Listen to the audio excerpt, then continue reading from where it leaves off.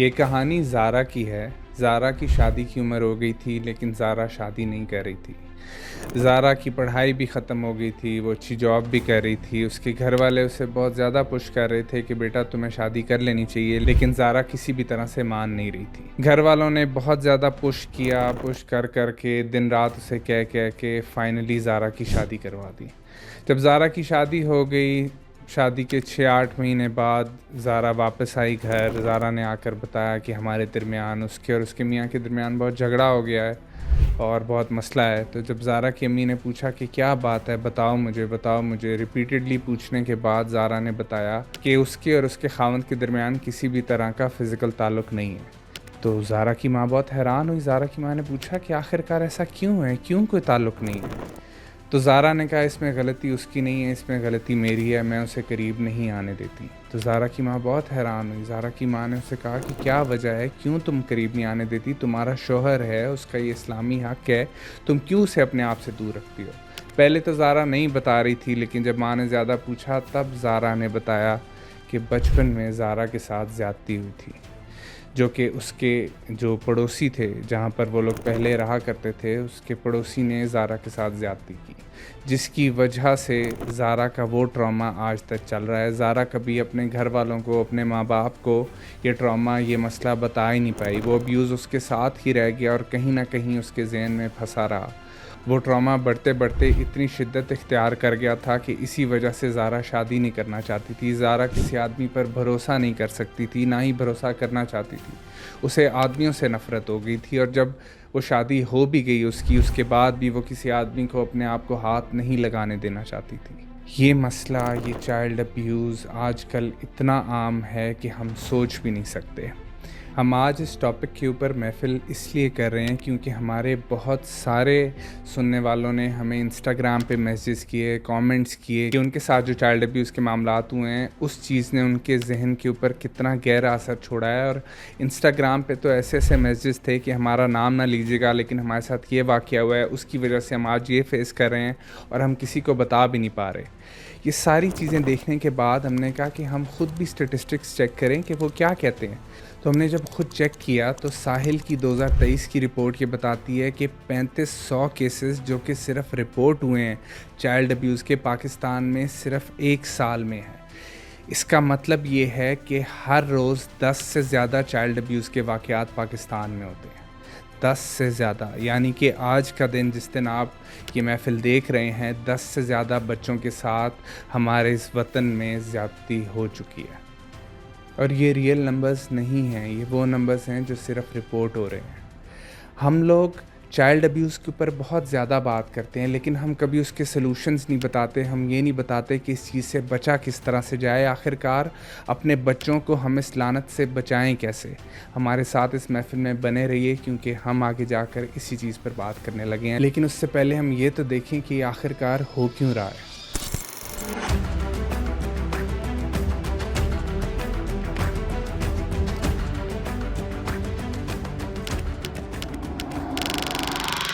ये अब्यूज़ या ये ज़्यादती हर जगह हो रही है, घरों में, मोहल्लों में, स्कूलों में, मदरसों में, और ज़्यादातर उन लोगों की तरफ से ज़्यादती की जाती है जिनको बच्चे पहले से जानते होते हैं। तो ज़रा अंदाज़ा कीजिए उस बच्चे के ऊपर क्या गुज़रती होगी जब वो उस शख्स को देखता होगा जिसे वो पहले से जानता है या जिसकी वो बहुत ज़्यादा इज़्ज़त करता है, वही शख्स उसके साथ ज़्यादती कर रहा होता है। और इस सब के होने का मेन रीज़न हमारी खामोशी है, ख़ानदानों की खामोशी है कि वो जब बच्चे के साथ ज़्यादती होती है, अगर माँ बाप को पता भी चल जाए तो माँ बाप अपने घर की इज़्ज़त बचाने के लिए खामोश हो जाते हैं। वो किसी को नहीं बताते कि हमारे बच्चे के ऊपर कहीं टैग ना लग जाए, कहीं हमारा बच्चा बदनाम ना हो जाए, कहीं हम खुद बदनाम ना हो जाए। उसके बाद फिर हमारा लीगल सिस्टम इतना ख़राब है कि 2018 में जो ज़ैनब का केस हुआ था, उसके बाद भी लॉज़ बना दिए जाते हैं, उनकी एनफोर्समेंट नहीं होती, उनको सीरियसली देखा ही नहीं जाता, इस मसले को मसला समझा ही नहीं जाता। हमारे मुल्क में कितने बच्चों के साथ ज़्यादती करके उन्हें मार कर फेंक दिया जाता है, लेकिन आज भी हमारी एनफोर्समेंट खामोश है। कानून है, कोई कुछ कर नहीं रहा, कोई उन्हें पकड़ नहीं रहा, कोई उनकी मिसाल नहीं बना रहा। उसके बाद फिर माँ बाप अपने बच्चों को ये सिखाते ही नहीं हैं कि उन्होंने अपनी बॉडी को सेफ़ कैसे रखना है, किस तरीके से इन सारी चीज़ों से बचना है। बच्चों को कोई तरबियत, कोई ट्रेनिंग इस हवाले से दी ही नहीं जाती। फिर ये चीज़ अक्सर व बेशतर पावर इम्बैलेंस की वजह से होती है कि जो शख्स ज़्यादती कर रहा होता है उसके पास ज़्यादा पावर होती है बच्चे के कंपैरिजन में, इसलिए वो बच्चे के ऊपर डोमिनेट कर जाता है और उसके साथ की ज़्यादती कर लेता है। उसके बाद गरीबी भी एक ज़्यादती की वजह बनती है कि अक्सर व बेशतर माँ बाप गुर्बत की वजह से अपने बच्चों को इस तरह की वल्नरेबल सिचुएशंस में, माहौल में भेज देते हैं जहाँ पर उनके साथ ज़्यादती हो जाती है। अब ये जो ज़्यादती हमें सिर्फ एक ज़्यादती लग रही होती है, इससे होता क्या है? एक तो बच्चे के अंदर anxiety, trauma, PTSD, lack of trust, न जाने किस किस तरह के मसले मसाइल पैदा हो जाते हैं। वो जो उसका ज़हन है वो सही से ग्रो ही नहीं कर पाता, वो हमेशा उस ट्रॉमा के अंदर ही रहता है। फिर बहुत से बच्चे जब उनके साथ अब्यूज़ हो जाता है तो वो स्कूल से ड्रॉप आउट हो जाते हैं, वो पढ़ाई के ऊपर ध्यान नहीं दे पाते, वो उस टीचर के ज़ेर साया पढ़ ही नहीं पाते जिस टीचर ने उनके साथ ज़्यादती की होती है।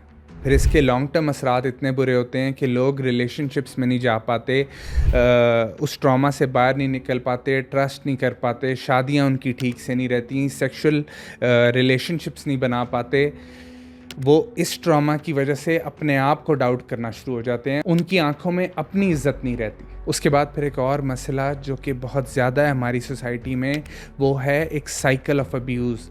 जिस बच्चे के साथ ज़्यादती हुई होती है और उसको उसके बाद कोई सपोर्ट नहीं मिली होती, वो बड़ा होकर और बच्चों के साथ ज़्यादतियाँ करना शुरू हो जाता है। इसी तरह का केस हमने जावेद इकबाल का भी देखा था, जिसने 100 बच्चों को ज़्यादती का निशाना बनाकर तेज़ाब में डाल दिया था। उसके साथ भी बचपन में ज़्यादती हुई थी तो बड़ा होकर वो सीरियल किलर बन गया और उसने मुआशरे से बदला लिया उन 100 बच्चों को ज़्यादती का निशाना बनाकर और मार कर। ये चेहरा हमारे मुआशरे का इतना घिनौना है कि हम इसे देखना भी नहीं चाहते, हम नज़रें फेर लेते हैं, हम इस बारे में बात भी नहीं करते कि हमारे अपने घरों के बच्चों के साथ किस तरीके से ज़्यादतियाँ हो रही हैं। ये ज़्यादतियाँ लड़कियों के साथ भी होती हैं, लड़कों के साथ भी होती हैं। ये ज़्यादतियाँ करने वाले लड़के भी हैं और लड़कियाँ भी हैं। बच्चियों के साथ औरतें ही ज़्यादतियाँ कर रही हैं, ऐसे भी केसेस मौजूद हैं, लेकिन इनके हल के ऊपर कोई नहीं बात कर रहा। हालांकि सलूशन सबसे ज़्यादा ज़रूरी है हर एक लेवल के ऊपर। अब फैमिली लेवल के ऊपर आप क्या कर सकते हैं? सबसे पहले अपने बच्चे को बहुत ही छोटी उम्र से बॉडी सेफ्टी रूल्स सिखाएं, उसे बताएं कि गुड टच क्या है और बैड टच क्या है। बच्चे को ये बात जानना बहुत ज़रूरी है कि किस तरह का टच क्या मानी रखता है, ताकि जब भी कोई बैड टच हो वो उस चीज़ के ख़िलाफ़ आवाज़ उठा सके, चीख सके, किसी को बुला सके, वहाँ से भाग सके, अपने आप को बचा सके।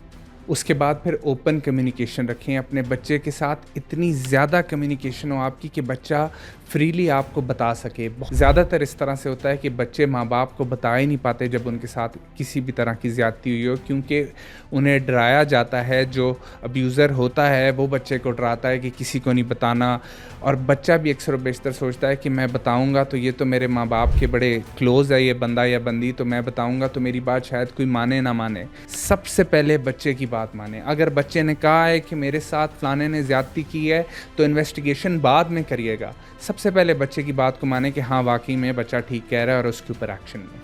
उसके बाद फिर कम्युनिटी लेवल पे क्या हो सकता है? हमारा मुआशरा हमेशा विक्टिम को शर्म दिला रहा होता है। अच्छा तुम्हारे साथ ये हुआ, तुम्हारे साथ फलाना हुआ, उस साथ तो ज़्यादती हुई है, ये हुआ है, उस चीज़ के मजाक बनाए जाते हैं, जबकि हम ये समझते नहीं हैं कि ये बहुत बड़ा मसला है। अगर शर्म दिलानी है, अगर लानत देनी है तो उस इंसान को दें जिसने ये ज़्यादती की है, और ऐसी लानत दें कि दोबारा कोई शख्स आपके मुआशरे में इस तरह की हरकत कर ना पाए। और जो विक्टिम है, विक्टिम को किसी बात से शर्म ना दिलाएं। विक्टिम तो विक्टिम है। अगर आप एक विक्टिम को शर्म दिलाएंगे जो कि किसी और घर का है, तो कल को जब आपके घर का इंसान विक्टिम होगा तो वो खुद ही शर्म की वजह से आपको नहीं बताएगा।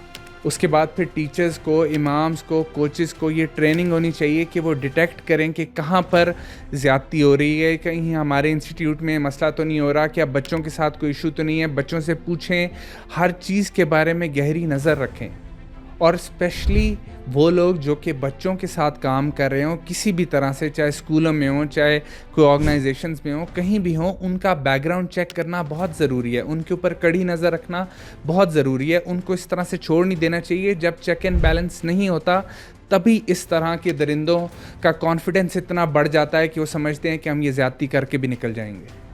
उसके बाद फिर गवर्नमेंट को चाहिए नेशन वाइड ऐसी कैंपेन्स चलाएं जिसमें अवेयरनेस हो, लोगों को बताया जाए कि जब भी कोई चाइल्ड अब्यूज़ का वाक़या हो तो क्या करना चाहिए, किस तरीके से उसे प्रिवेंट करना चाहिए।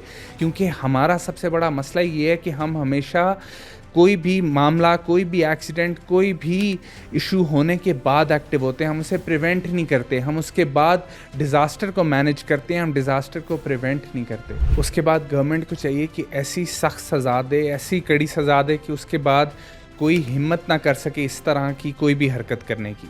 1983 में भी ज़ियाउल हक ने एक इसी तरह के अब्यूज़र को सरेआम लटकाया था, जिसके बाद 1 साल तक कोई किस्सा रिपोर्ट नहीं हुआ। तो इसलिए ऐसे लोगों को सरेआम लटकाएं, सरेआम फांसी दें, ऐसा हशर करें इनका कि पूरी पाकिस्तानी कौम क्या पूरी दुनिया को पता चल जाए कि चाइल्ड अब्यूज़ की पाकिस्तान के अंदर कोई माफ़ी नहीं है और पाकिस्तान के अंदर दोबारा कोई इंसान ऐसी गलीज़ हरकत करने की जुर्रत ना करे। तभी हमारे घर, हमारा मुआशरा, हमारी कौम इस लानत से बच सकेगी। और खुदारा अपनी फ्रस्ट्रेशन को, अपनी हवस को कंट्रोल में रखें। किसी बच्चे को, किसी इंसान को कभी ज़्यादती का निशाना ना बनाएं। आपकी दुनिया भी बर्बाद हो जाएगी और आपकी आखिरत भी बर्बाद हो जाएगी। और खुदारा अपने बच्चों को सिखाएं, उन्हें ट्रेन करें और उन्हें इस तरह के मामलात से सेफ़ रखें।